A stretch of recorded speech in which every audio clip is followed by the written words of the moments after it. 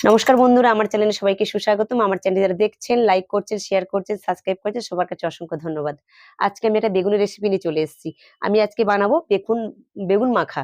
তো বেগুন যে মাখা বানাবো, বেগুন আমি এখানে সাইজ করে কেটে নিয়েছি। একটা বড় গোটা বেগুন নিয়েছি। বেগুনটাকে আমি অন্যতম করে একটু মাখা বানাবো, যেটা বেগুন ভর্তা বলা হয়। তো বেগুন ভর্তা, বেগুন মাখা একই জিনিস। ওটাকে আজকে আমি দেখাচ্ছি। চলুন কিভাবে আমি বানাবো ওটা পুরো সম্পূর্ণভাবে দেখাবো। এখানে একটা বেগুন কেটে নিয়েছি, দেখুন পুরো ফালা ফালা করে কেটে নিয়েছি। এখানে পেঁয়াজ কুচি নিয়েছি, আর এখানে অল্প একটু ধনেপাতা নিয়েছি, কয়েকটা গোটা রসুন নিয়েছি, টমেটো নিয়েছি, কাঁচা লঙ্কা নিয়েছি। চলুন আজকে আমি বেগুন ভর্তাটা দেখাবো। এখন একটা কড়া বসিয়ে দিয়েছি। কড়ার মধ্যে আমি কিন্তু হালকা করে একটু সাদা তেল দিয়ে দেবো এর উপরে বেগুনটা দেওয়ার জন্য। দেখুন এবারে এক এক করে বেগুনগুলো আমি এতে বসিয়ে দিচ্ছি।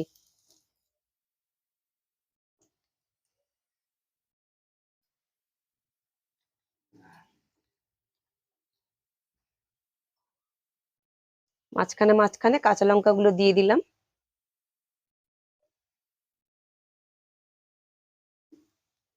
টমেটো কুচিগুলো বসিয়ে দিচ্ছি।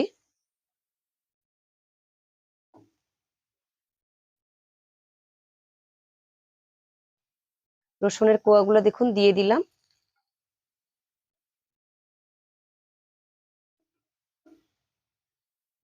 এবার দেখুন আমি ঢাকা দিয়ে দেবো, একদম অল্প আঁচ করে দেবো। অল্প আঁচের মধ্যে কিন্তু এটা হয়ে যাবে।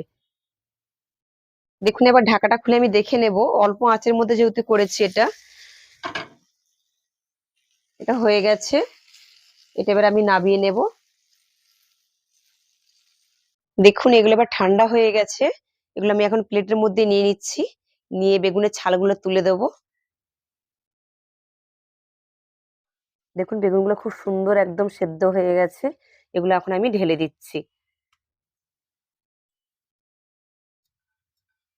টমেটোটাও সুন্দর গলে গেছে একদম এর সঙ্গে।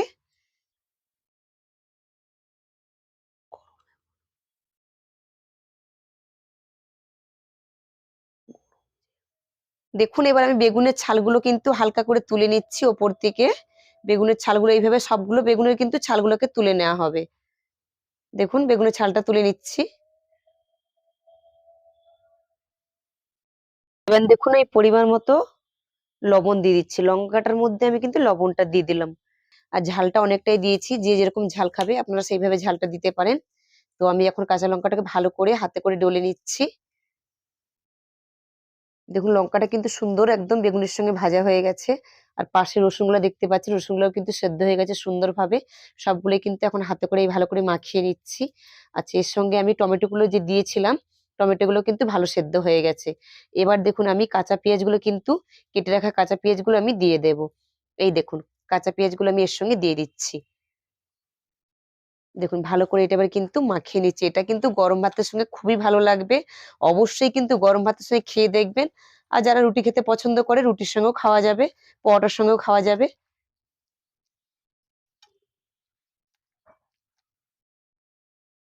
দেখুন এখন ধনেপাতাগুলো আমি দিয়ে দিচ্ছি। আপনারা যদি মনে করেন ধনেপাতা দিতেই পারেন, নাও দিতে পারেন, তাতে কোনো অসুবিধে নেই। তো আমি অল্প একটু ধনেপাতা কেটে রেখেছিলাম, কেটে ধুয়ে রেখেছিলাম। তো আমি ধনেপাতাগুলো এর সঙ্গে দিয়ে দিলাম। দেখুন এবার আমি কাঁচা সরষের তেল দিয়ে দিচ্ছি এর মধ্যে। পরিমাণ মতন কাঁচা সরষের তেল দিয়ে দিলাম। আর এটা কাঁচা সরষের তেল দিলে কিন্তু ভালো লাগবে খেতে, খুব টেস্ট হবে আরো।